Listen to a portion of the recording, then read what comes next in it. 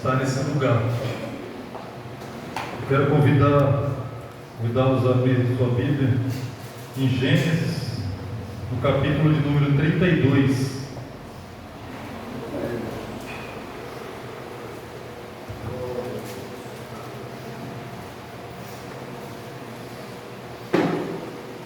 Gênesis capítulo 32.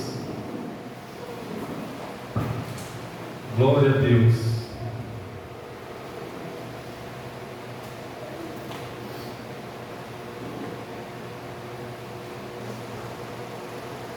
Todos acharam?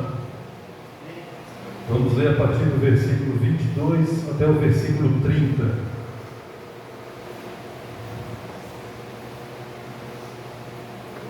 Diz assim a palavra de Deus: E levantou-se aquela mesma noite, e tomou as suas 2 mulheres, e as suas 2 servas, e os seus 11 filhos, e passou o val de Jaboque.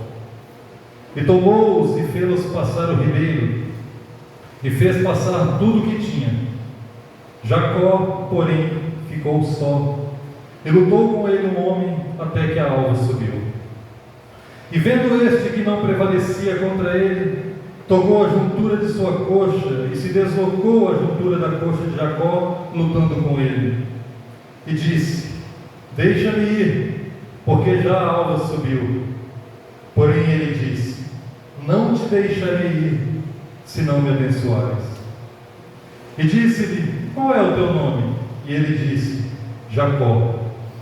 Então disse: Não se chamará mais o teu nome Jacó, mas Israel, pois como príncipe lutaste com Deus e com os homens, e prevaleceste. E Jacó perguntou-lhe e disse: Dá-me, peço-te, a saber o teu nome. E disse: Por que perguntas pelo meu nome? E abençoou ali. E chamou Jacó o nome daquele lugar Peniel, porque dizia: Tenho visto a Deus face a face, e a minha alma foi salva. Ó Deus de misericórdia, graça, amor, bondade, justiça, nós estamos diante da Tua presença e reconhecemos, ó Deus, a nossa pequenez, nossas fraquezas e debilidades, que somos totalmente dependentes do Senhor. Ó Espírito Santo, tenha misericórdia de nós. Ministra aos nossos corações por meio da Tua santa palavra e transforma-nos para a Tua glória. Nós somos carentes do Senhor, então ajuda-nos, ó Deus, em nome de Jesus. Amém. Podeis assentar, irmãos. O encontro que transforma. Irmãos, o capítulo 32 de Gênesis que acabamos de ler é um dos capítulos mais grandiosos e profundos de toda a Escritura.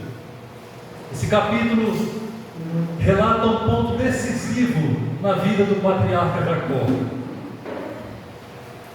Jacó e Esaú eram os 2 filhos de Isaac e Rebeca, e embora gêmeos, Esaú era o primogênito, e eles eram 2 homens muito diferentes.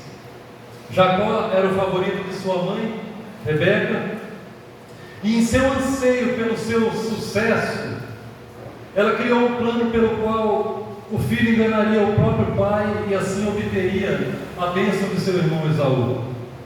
Eles colocam então o plano em prática.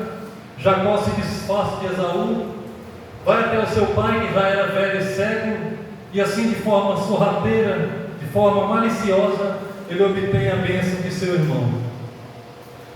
Esaú, ao descobrir que havia sido trapaceado, ficou furioso, irado, e prometeu que mataria Jacó. Então Rebeca, sua mãe, com medo de perder o filho, ela sugeriu a Jacó que seria melhor ele fugir para um lugar distante, para a terra de seu tio Labão, até que a ira de seu irmão Esaú passasse. Jacó mais uma vez ouve sua mãe e vai para essa terra distante e vai morar com o seu tio Labão. Naquele país distante, irmão, Jacó começou a trabalhar, constituiu família e se tornou um homem muito próspero. E nesse ponto da narrativa que acabamos de ler no capítulo 32, nós vemos então Jacó deixando o país para onde havia fugido e retornando à sua terra natal. Todavia, ao retornar, Jacó se vê em grande dificuldade, ele tem um grande problema para resolver. E o problema dele é: como é que o meu irmão Esaú irá me receber? Ele sabia que Esaú estava furioso, e ele temia muito o seu irmão. Ele esperava coisas terríveis de seu irmão Esaú. Então Jacó cria algumas estratégias para que Esaú pudesse recebê-lo em paz. E nós vemos dos versos 3 ao verso 23 as estratégias que Jacó tentou para apaziguar a ira de seu irmão. Jacó envia mensageiros a Esaú, dizendo que é seu servo, que se tornou um homem muito rico e que espera achar graça em seus olhos. Ele quer ser recebido em paz pelo seu irmão. Os mensageiros vão a Esaú, levam a notícia e depois retornam e informam a Jacó que Esaú está vindo ao seu encontro e com ele 400 homens. Ao ouvir essa notícia, Jacó temeu muito, ficou muito angustiado.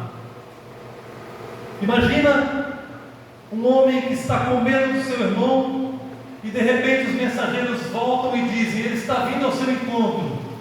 Mas tem uma coisa, ele não está vindo sozinho, ele está vindo com 400 homens junto com ele. Esaú fica angustiado, então ele vai orar a Deus pedindo livramento. E depois de ter feito todos os seus preparativos, ele enviou na frente presentes. Ele é um estrategista. Depois ele enviou suas mulheres e seus filhos, e ele ficou só, aguardando uma expectativa. E justamente nesse momento em que ele fica só, nós somos informados no versículo 24, que nesse momento em que ele estava só, lutou com ele o homem até que a alva subiu, até raiar o dia. E nessa luta, meus irmãos, vai acontecer coisas extraordinárias que mudaram para sempre a vida desse homem. Nós temos aqui, irmãos, um quadro perfeito daquilo que sempre constitui a verdadeira conversão. É uma descrição perfeita do novo nascimento. Nós temos aqui a revelação do que é alcançar o conhecimento não apenas intelectual, mas experimental de Deus. A revelação do que é conhecer verdadeiramente a Deus e ser realmente transformado por Ele.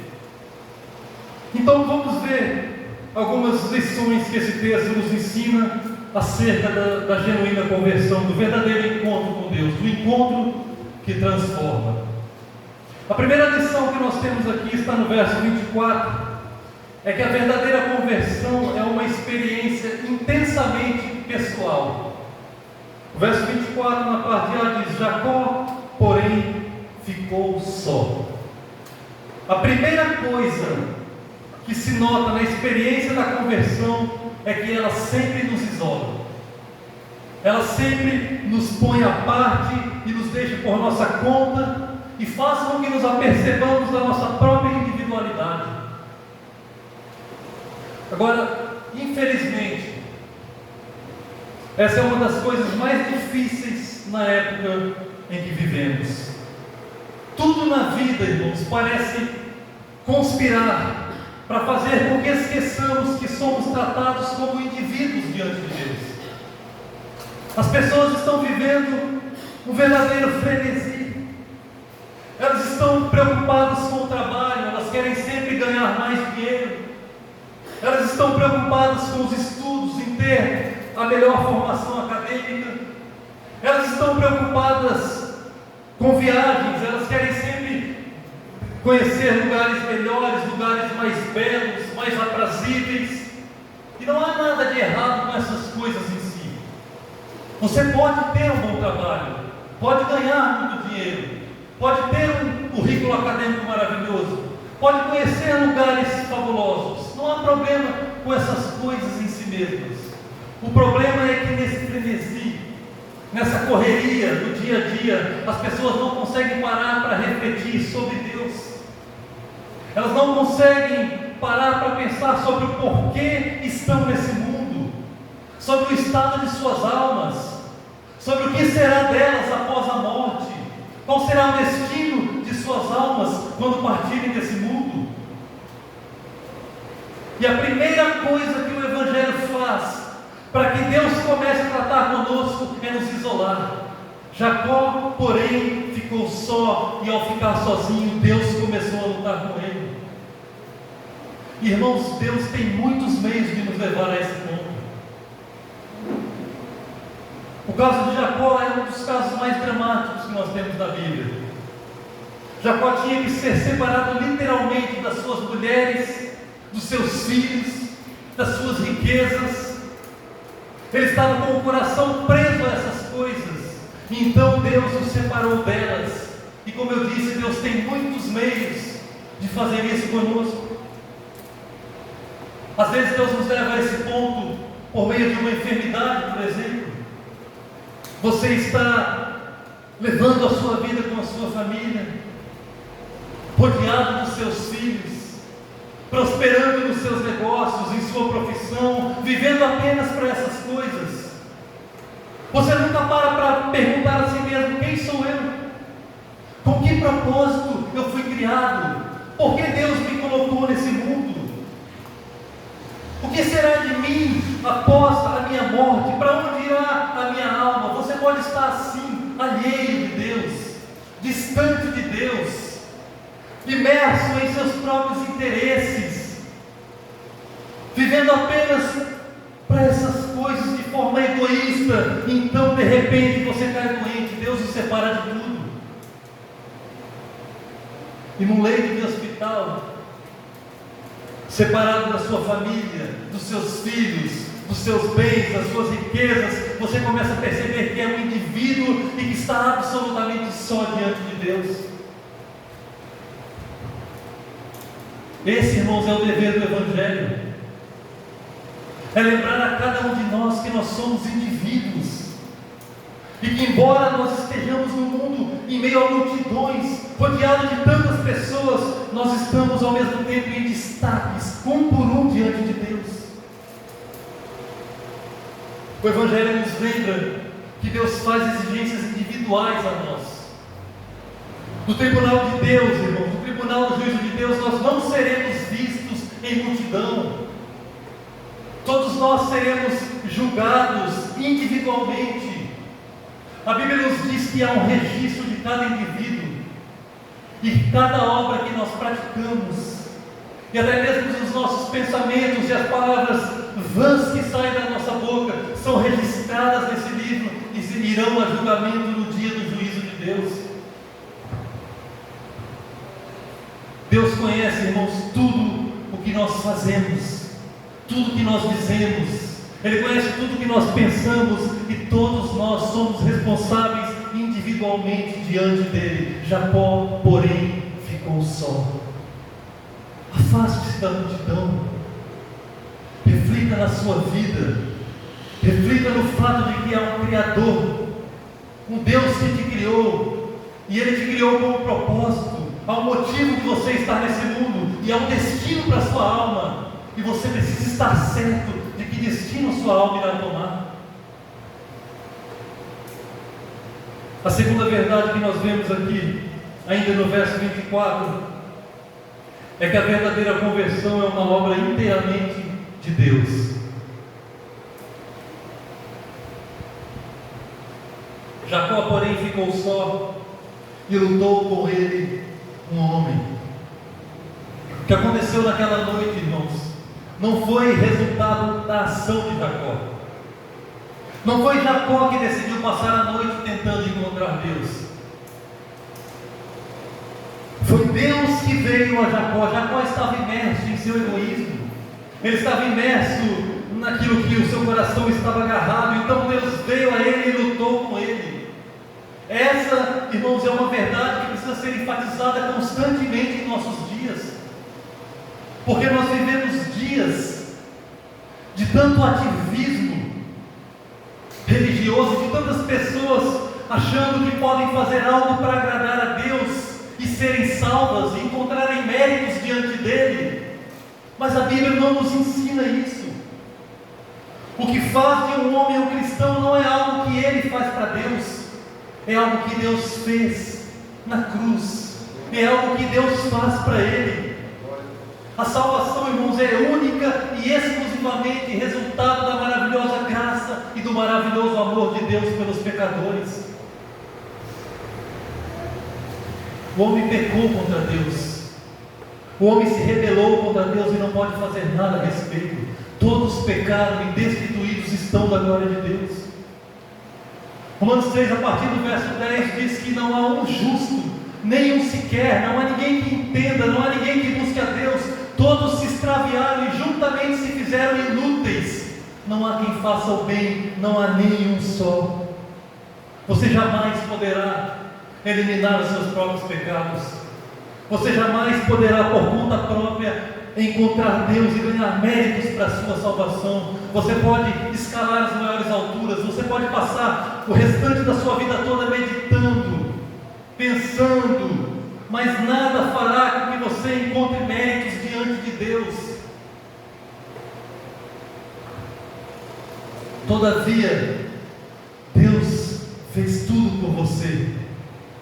Deus concluiu a sua obra e a sua obra foi perfeita. Deus observou a mim e a você em nosso pecado, em nossa miséria, em nossa vergonha, em nossa nudez espiritual, e Deus proveu um meio de salvação na cruz do Calvário por meio do seu próprio Filho. Gálatas 4, versos 4 e 5 diz que na plenitude dos tempos Deus enviou o seu Filho, nascido de mulher, nascido sob a lei, para remir os que estavam debaixo da lei, a fim de recebermos a adoção de filhos. Nós somos filhos de Deus por meio da fé em Jesus Cristo. Essas são as boas novas do Evangelho, irmãos. Que Deus enviou a este mundo o seu único Filho, Jesus Cristo. Ele veio a este mundo por causa dos nossos pecados. Ele se identificou com os nossos pecados. Ele assumiu o nosso lugar naquela cruz e levou sobre si os nossos pecados. Ele morreu por causa dos nossos pecados. Aquele que não conheceu o pecado, Deus Pai o fez pecado por nós, para que nele fôssemos feitos justiça de Deus. Na cruz, Deus pegou os nossos pecados e imputou sobre o seu Filho Jesus Cristo, e os puniu nele. E quando cremos em Jesus Cristo, Deus pega a justiça de Cristo e imputa sobre nós, ainda que não somos merecedores, e nos declara justos, absolvidos, salvos em Jesus Cristo. Porque Cristo morreu por nós, Ele nos oferece o perdão, a absolvição, a salvação, uma nova vida, uma vida abundante. Tudo que necessitamos, recebemos gratuitamente como uma obra única e exclusiva de Deus, realizada na cruz. A terceira lição que temos aqui é que a verdadeira conversão nos mostra qual é o nosso real problema. Jacó estava ali sozinho. Ele tinha enviado suas mulheres, seus filhos, seus servos e servas para o outro lado do rio. E ali sozinho ele dizia a si mesmo: bem, agora só há um problema para resolver. E esse problema é meu irmão Esaú. Se eu tão somente puder resolver o problema com Esaú, tudo vai ficar bem. Então Jacó esquematiza, planeja, e ele vai usar os seus meios para se aproximar do seu irmão. Agora, observe a engenhosidade de Jacó. Ele conhecia Esaú. Ele pensou: eu conheço muito bem o meu irmão Esaú, e se ele não mudou muito desde a última vez que eu o vi, eu posso comprá-lo. Ele gosta de animais bem criados, bem alimentados, então eu vou dividir o meu gado em rebanhos, meus animais, o meu gado em grupos, de modo que se ele se irritar com o primeiro grupo, talvez ele fique satisfeito com o segundo. Se ele se irritar com o segundo, ele vai ficar satisfeito com o terceiro. E assim ele faz. Isso está relatado do verso 13 ao verso 20. Eu não vou ler tudo, mas olha o verso 20. E direis também: eis que o teu servo Jacó vem atrás de nós. Esses são os mensageiros dizendo a Esaú. Porque Jacó dizia: eu o aplacarei com o presente que vai adiante de mim, e depois verei a sua face. Porventura ele me receberá. Ele queria comprar o seu irmão. Mas Jacó não apenas conhecia Esaú, Jacó conhecia também as promessas de Deus. Ele era filho do patriarca Abraão. Ele conhecia a lei de Deus, conhecia suas promessas. E no desespero para ser livrado daquilo que ele considerava ser o seu real problema, Jacó ora a Deus, lembrando-o de suas promessas. Acompanhe comigo versos 9 a 12. Disse mais Jacó: Deus de meu pai Abraão e Deus de meu pai Isaque, o Senhor que me disseste: torna-te a tua terra e a tua parentela e far-te-ei bem. Menor sou eu que todas as beneficências e que toda a fidelidade que fizeste ao teu servo, porque com meu cajado passei este Jordão e agora me tornei em 2 bandos. Livra-me, peço-te, da mão de meu irmão, da mão de Esaú, porque eu o temo. Porventura não venha e me fira e a mãe com os filhos. E tu disseste: certamente te farei bem e farei a tua descendência como a areia do mar, que pela multidão não se pode contar. Veja, irmãos, que é possível alguém conhecer profundamente a palavra de Deus e ainda assim não ter um compromisso real com Ele. Esse homem não tinha compromisso com Deus. Esse homem passou a vida mentindo, enganando, mas na hora do aperto ele recorre a Deus, ele recorre às promessas de Deus. Até mesmo os incrédulos, irmãos, quando se veem em aperto, correm para Deus, lembrando de suas promessas.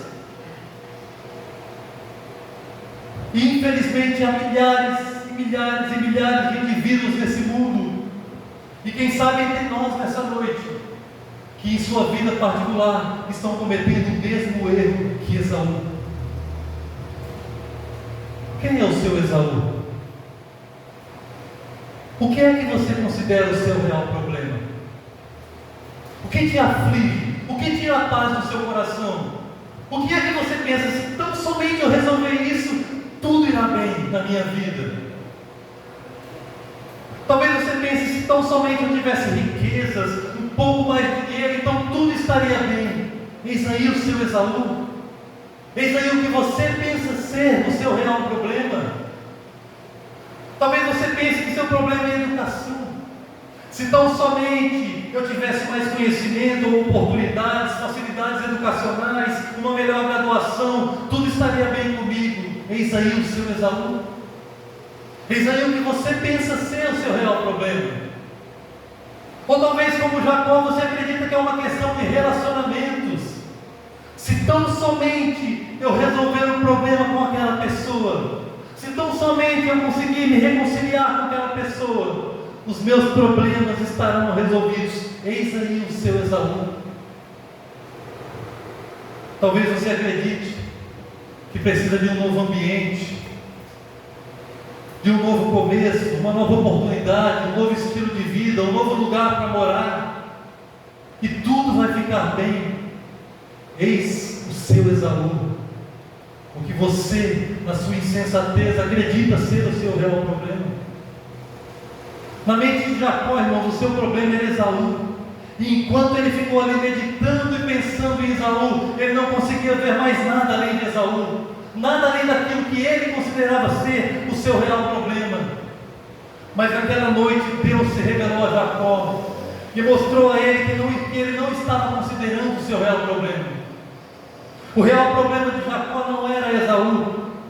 O real problema de Jacó e o real problema de cada indivíduo nesse mundo, o meu e o seu real problema, é a falta de um verdadeiro relacionamento com Deus.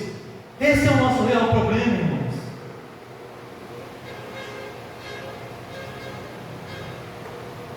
Jacó estava pensando: o que eu posso fazer para apaziguar a ira de Esaú? Então Deus vem a ele e diz: Jacó, você ainda não entendeu, Jacó. O que você precisa não é apaziguar Esaú. O que você precisa não é se reconciliar com Esaú. O que você precisa é que a minha ira seja apaziguada, Jacó. O que você precisa é ter uma reconciliação, um relacionamento correto comigo. O nosso problema, irmãos, é que nós insistimos em nos preocupar com todos esses outros problemas e esquecemos que a causa real do nosso mal é a nossa falta de um correto relacionamento com Deus.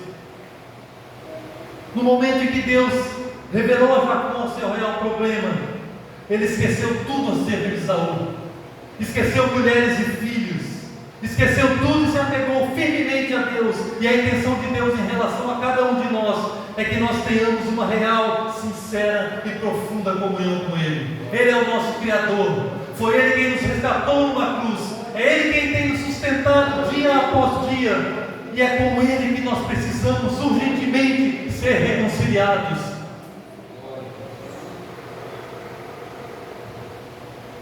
Quarto lugar, a verdadeira conversão nos mostra o nosso real perigo, não apenas o nosso real problema, mas também o real perigo que nós corremos.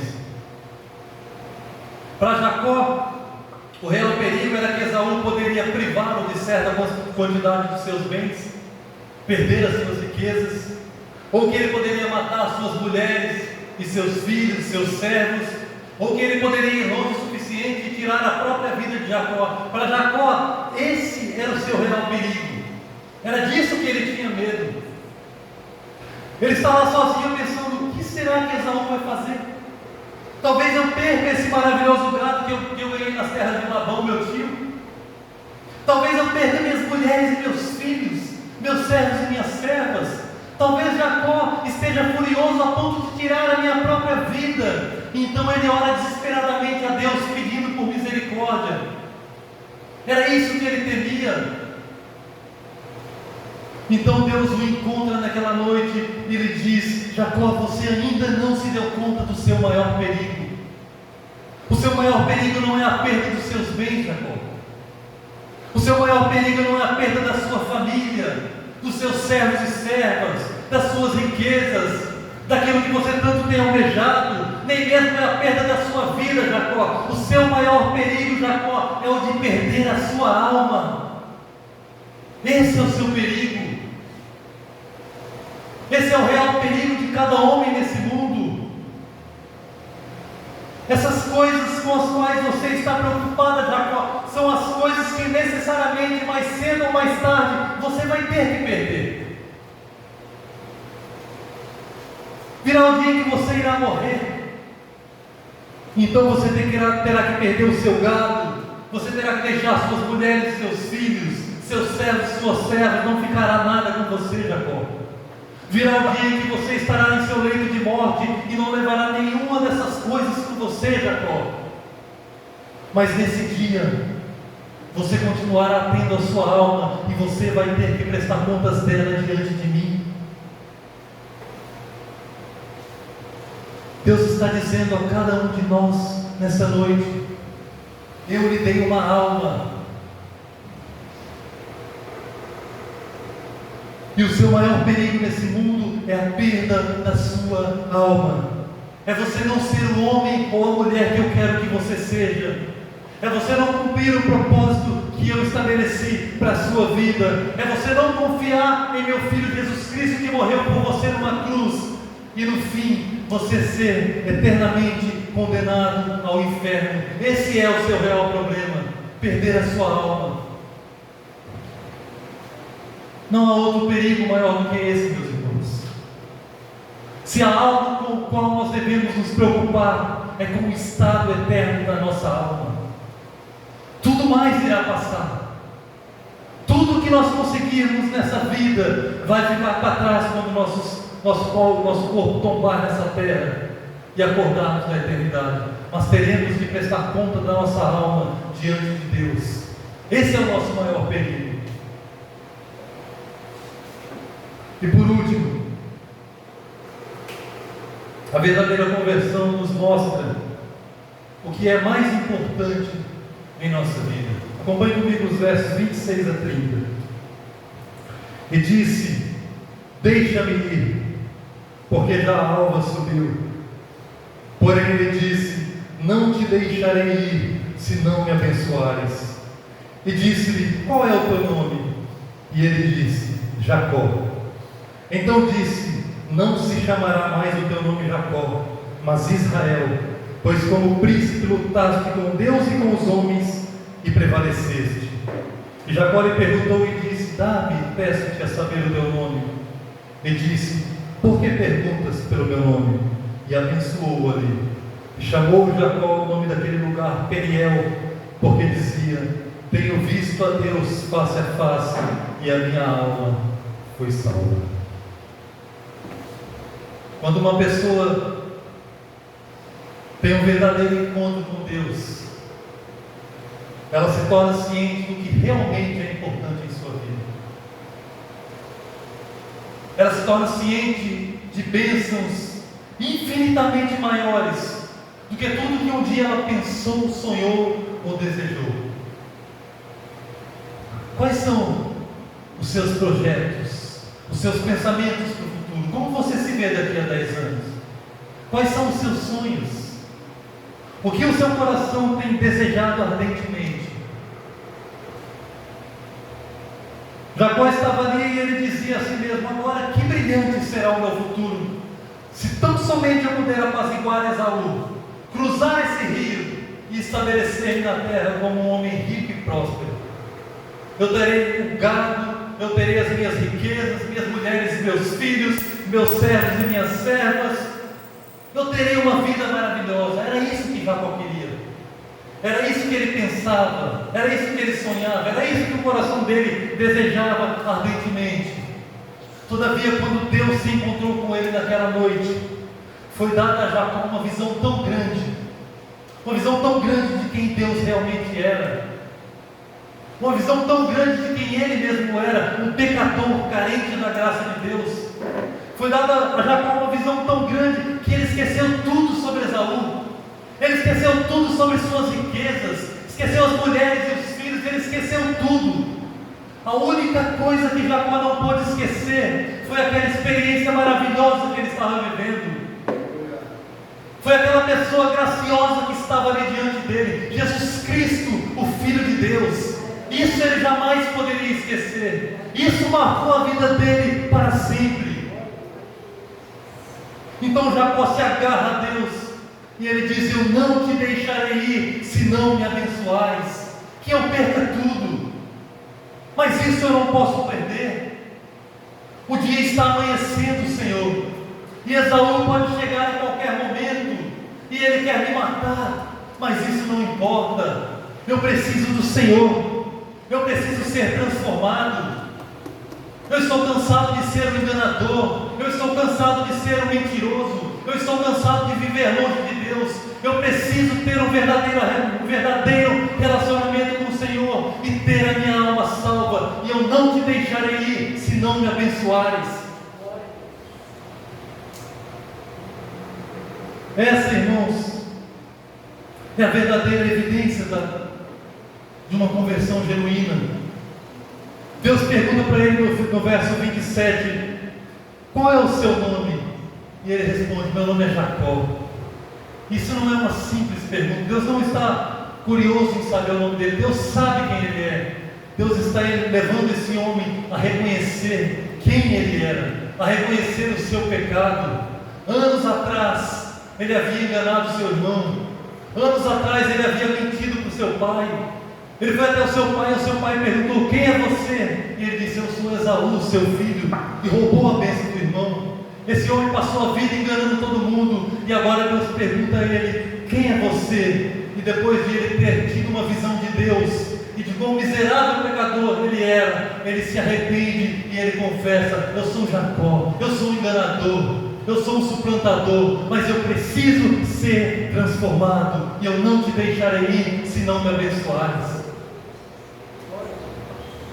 O verso 30 diz que chamou Jacó o nome daquele lugar Peniel, porque dizia: tenho visto a Deus face a face, e a minha alma foi salva.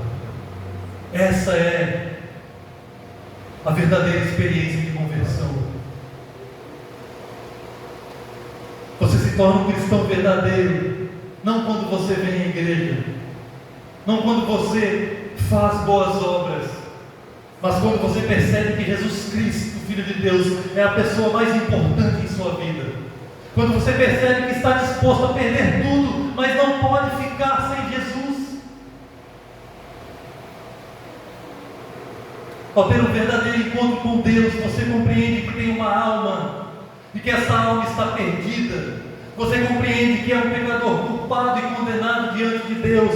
Você percebe que o que realmente importa é o destino eterno da sua alma. Antes você estava interessado em outras coisas, mas agora você sabe que essas coisas irão passar, irão desvanecer, irão desaparecer, mas a sua alma continuará existindo por toda a eternidade. Ao ter um verdadeiro encontro com Deus, você descobre que o dia do juízo está próximo, mas sabe que você não pode fazer nada para salvar a si mesmo. Você sabe que é pecador, você sabe que a cada dia tem transgredido a lei de Deus, você sabe que todos os seus esforços jamais seriam suficientes, você sabe que as suas melhores obras, as suas obras de justiça não passam de trapo de imundícia diante de Deus. Então você olha para a cruz, e na cruz você descobre que por meio de Jesus Cristo você pode ser totalmente reconciliado com Deus e ter a sua alma salva. Quando Deus se revela a você por meio do Evangelho de Jesus Cristo, e você enxerga a grandeza de Deus, e você enxerga o amor de Deus, e você enxerga a misericórdia, a bondade, a benignidade de Deus, e você enxerga a santidade, a justiça de Deus, e você enxerga também a sua própria pecaminosidade, e se vê como totalmente dependente dEle, e se agarra a Ele com todas as forças e clama a Ele: eu não te deixarei se não me abençoares. Nesse momento você se torna um filho de Deus. Se agarra a Cristo, clame a Ele, diga: Jesus, eu preciso de salvação, eu preciso de perdão dos meus pecados, eu preciso de uma nova vida, eu preciso ser reconciliado com Deus. O Senhor é tudo que eu tenho e eu não te deixarei se não me abençoares. Ele pode mudar a sua vida nessa noite. Não importa quem você foi, não importa quem você é, não importa quantos pecados você tenha cometido, não importa as coisas horríveis que você tenha feito. Se você clamar a Cristo, Ele perdoará os seus pecados e a sua alma será salva.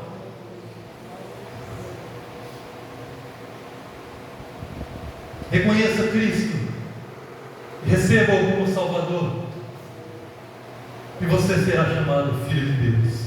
Mas a todos quantos o receberam, deu-lhes o poder, o direito de serem chamados filhos de Deus, aos que creem no seu nome. Curva sua cabeça, ore comigo.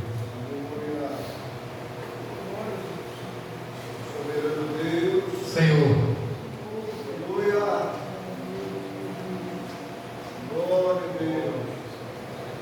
por favor, Senhor, sonda o nosso coração nessa noite.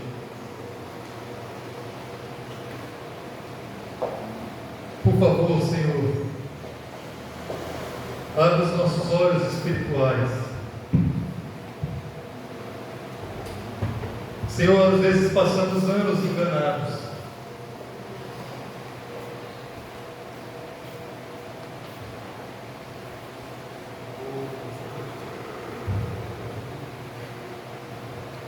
Tenha misericórdia, Senhor. Assim como o Senhor abriu os olhos de Jacó,